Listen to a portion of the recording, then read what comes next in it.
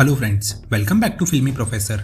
आज हम आपके लिए एक एकदम ही नई सीरीज लेके आए हैं जिसका नाम पिल है। ये वेब सीरीज बेस्ड है हमारे यहाँ की फार्मा इंडस्ट्री के ऊपर। पर्सनली मुझे ये सीरीज बहुत अच्छी लगी, तो चलिए शुरू करते हैं बिना टाइम वेस्ट किए। पहले एपिसोड की स्टार्टिंग में हम देखते हैं एक हॉस्पिटल में एक दवाई के ट्रायल्स की फेक रिपोर्ट बनाई जाती है, जहाँ पे 40 पेशेंट की जगह रिकॉर्ड में 400 पेशेंट कर दिया जाता है और फिर 400 का 4000। और ये काम करने के लिए हॉस्पिटल स्टाफ और डॉक्टर्स को काफी पैसे खिलाए जाते हैं। साथ ही कुछ पेशेंट्स पे इन दवाइयों का ट्रायल उनको बिना बताए किया जाता है। ये लोग दवाइयों की टेस्टिंग और ट्रायल प्रोसेस को एलिमिनेट करके मार्केट में जल्दी लॉन्च करने के लिए ऐसा करते हैं। और फिर कैसे पेपर वर्क को स्पीड अप करने के लिए डॉक्टर्स को गिफ्ट्स और पैसे दिए जाते हैं, जिनकी वजह से दवाइयों को जल्द से जल्द अप्रूवल मिल जाता है और वो मार्केट में रेडी टू सेल हो जाती हैं। अब 6 महीने बाद फॉरएवर क्योर फार्मा में काम करने वाले हम एक एम्प्लॉय को देखते हैं जिसका नाम आशीष खन्ना रहता है। वैसे ये वही कंपनी है जो ये कांड कर रही थी।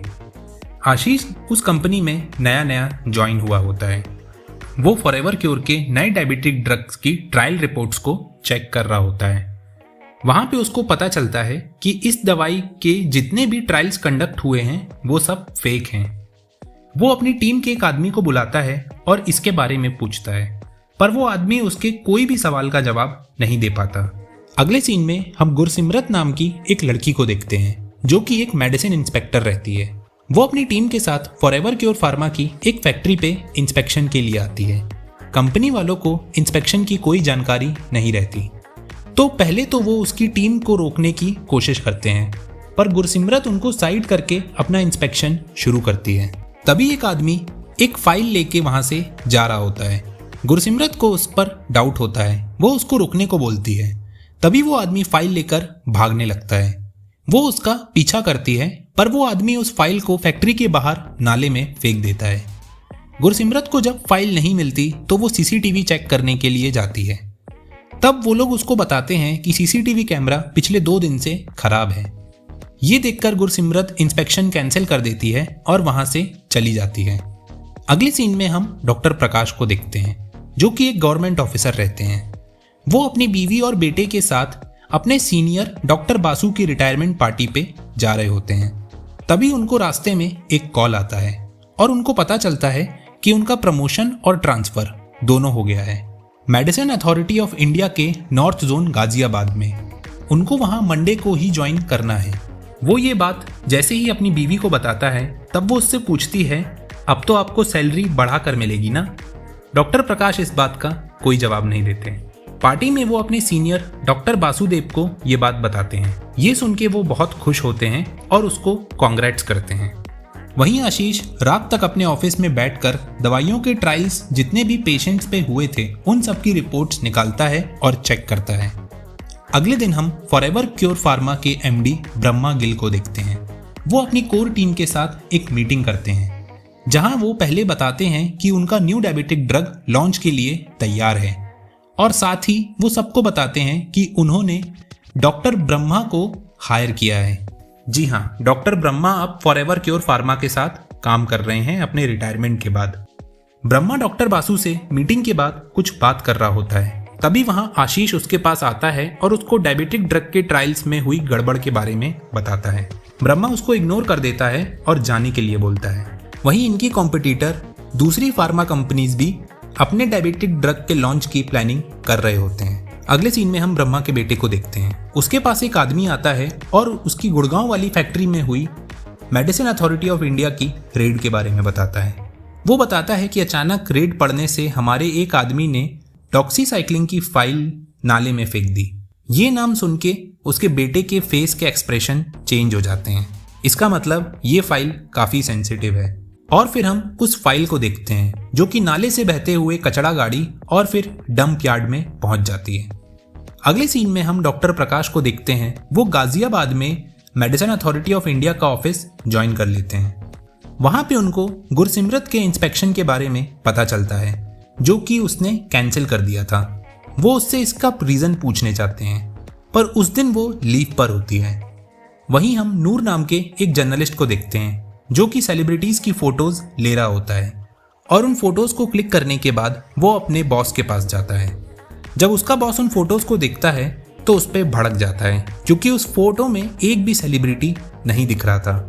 तब नूर उससे कहता है, सर मेरा इंटरेस्ट इसमें बिल्कुल भी नहीं है, मुझे इन्वेस्टिगेटिव जर्नलिज्म करना है। ये कह के वो वहाँ से चला जाता है।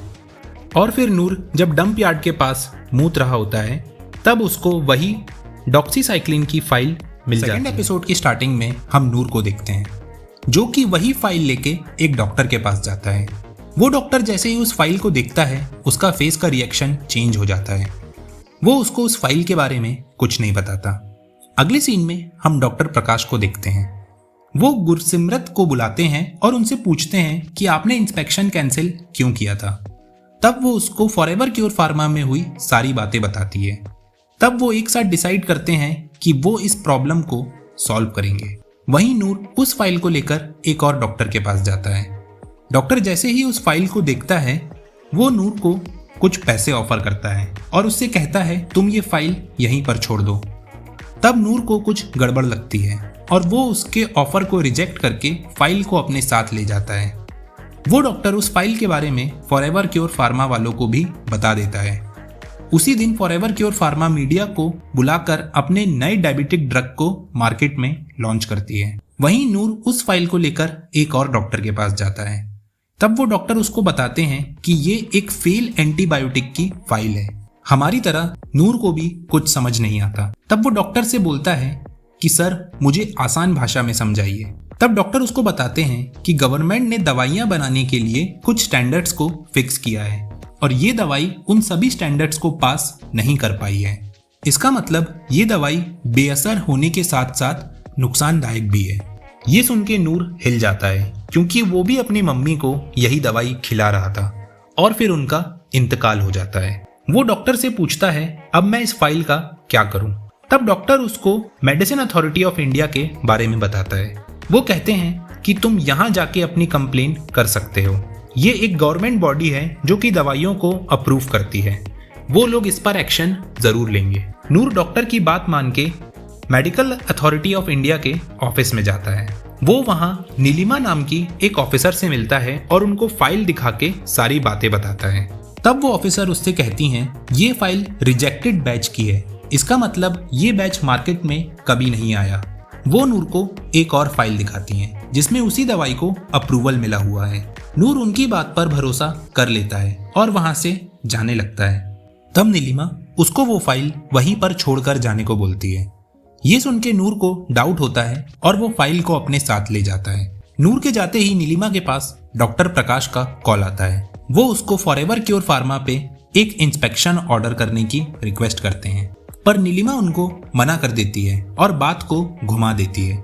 डॉक्टर प्रकाश से बात करने के बाद वो फॉरएवर क्योर फार्मा वालों को कॉल करती है और उनको उस फाइल के बारे में बताती है। वहीं आशीष डॉक्टर बासु के पास ड्रग ट्रायल्स की रिपोर्ट लेके जाता है और उनको इन ट्रायल्स में हुई सारी गड़बड़ी के बारे में बताता है।